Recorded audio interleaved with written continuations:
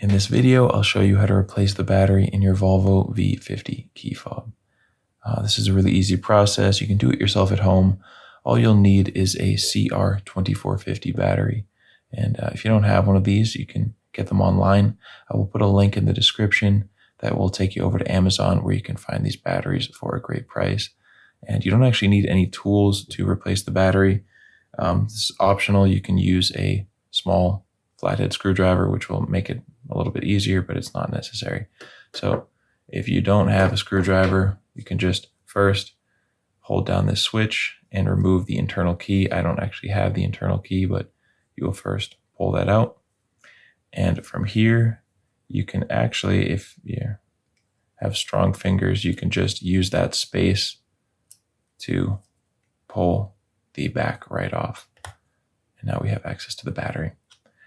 If you do want to, if that's a little bit difficult, or if you do have a smaller sized flathead screwdriver, there is actually an opening right here specifically to change the battery. And you'll just put your flathead screwdriver in there and twist and then pull the back off. Now from here, the battery is in there in kind of an interesting way. You can just push down on it and it will start to come up on this other side. And then you can use your fingernail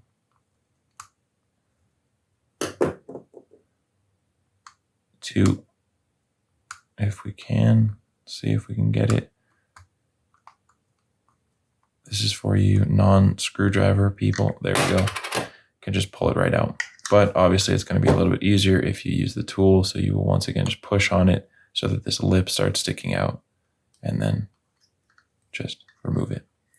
So grab your new CR2450. When you're putting it in, make sure that the positive side that has the plus sign on it is facing up.